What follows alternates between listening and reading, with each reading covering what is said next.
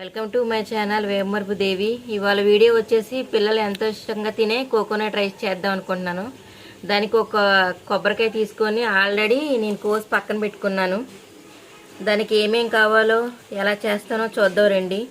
ముందుగా ఇలా కొబ్బరి ముక్కలు కోసేసుకున్నాను అన్నానుగా, ఇగో ఈ శుభ్రంగా కడుక్కొని మిక్సీ జార్లో వేసేసుకుందాం. ఇలా చిన్న చిన్న ముక్కల కిందే కోసుకోవాలి.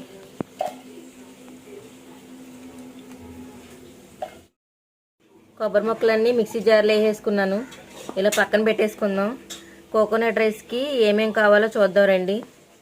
పచ్చిమిరకాయలు, పుదీనా, లవంగాలు, యాలక్కాయలు, దాల్చిన చెక్క, ఆల్రెడీ కడిగి నానబెట్టుకున్న ఒక గ్లాసుడు బియ్యం మాట ఇవి. వాటర్ లేకుండా ఇలాగా బియ్యం కడిగి ఉంచుకోవాలి. అలాగే మన కొబ్బరి పాలు కావాలి కదా కోకోనట్ రైస్కి, దానికి హాట్ వాటర్ పెట్టాను ఒక గ్లాసుడు. అవి చల్లారిని కొద్ది గోరువెచ్చగా ఉండాలి. మనమైతే ఈ కొబ్బరి ముక్కలు మిక్సీ పట్టేసుకుందాం. అలాగే హాట్ వాటర్ పెట్టాను కదా, ఈ హాట్ వాటర్ని ఇందులో పోసేసుకొని మనం మిల్క్ వచ్చేలా చేసుకోవాలి. ఇప్పుడు ముందుగా ఓసారి మిక్సీ పట్టుకుందాం.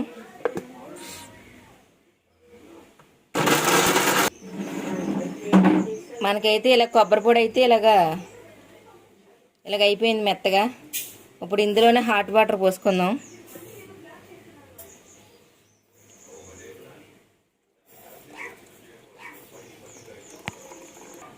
హాట్ వాటర్ పోసుకున్నాను కదా, ఒకసారి మిక్సీ పట్టేసుకుందాం.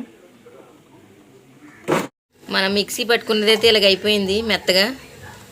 ఇప్పుడు మనం దీన్ని వడకట్టేసుకొని పాలన్నీ తీసేసుకుందాం.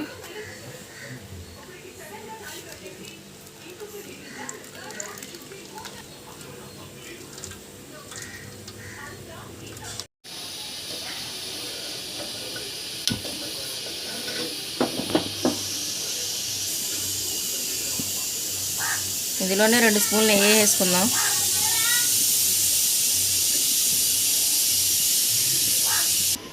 నెయ్యి అయితే కాయిపోయింది. ఇందులో పచ్చిమిరపకాయలు వేసుకుందాం.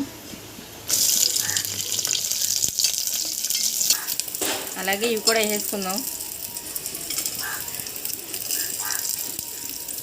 తీసి పెట్టుకున్న లవంగాలు, యాలక్కాయలు కూడా ఇందులో వేసేసుకుందాం. దాల్చిన చెక్క, అలాగే పుదీనా.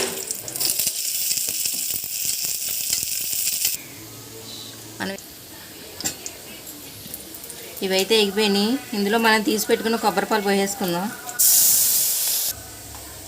నేను గ్లాస్ బియ్యం తీసుకున్నాను. గ్లాస్ బియ్యానికి 2 గ్లాసులు పాలు పోసుకుంటున్నాను.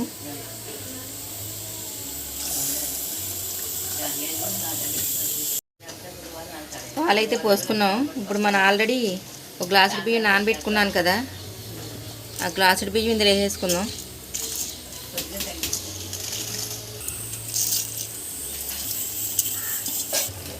బియ్యం వేసుకున్నాక ఒకసారి ఇలా కలుపుకుందాం.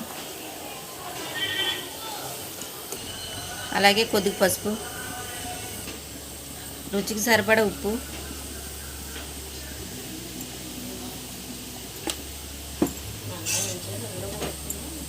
ఒకసారి కలుపుకుందాం. మనకు సరిపడా ఉప్పు కూడా వేసుకొని కలిపేసుకున్నాం. దీన్ని 3 విజిల్లు వేయించేద్దాం.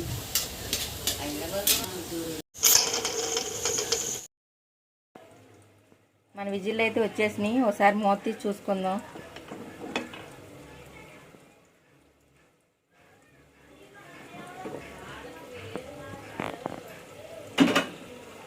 మన రైస్ అయితే ఇలా ఉడికింది. ఒకసారి కలుపుకుందాం.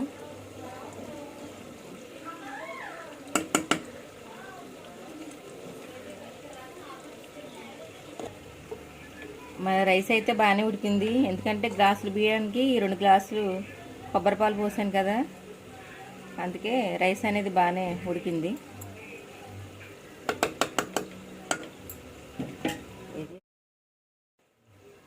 కోకోనట్ రైస్ అయితే అయిపోయింది.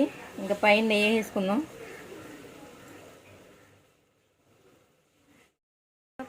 మన కోకోనట్ రైస్ అయితే రెడీ అయిపోయింది. ఇది ఏ కర్రీలోకైనా చాలా బాగుంటుంది, చికెన్లోకైనా దేనికైనా. కానీ ఇవాళ నేను చికెన్ వండట్లేదు, దొండకాయ కర్రీ వండుతున్నాను. ఇదైనా దీంట్లో చాలా బాగుంటుంది. ఒకసారి ఇలా వీడియో ట్రై చేసి చూడండి. ఈ వీడియో నచ్చితే లైక్ చేయండి, షేర్ చేయండి. Bye friends.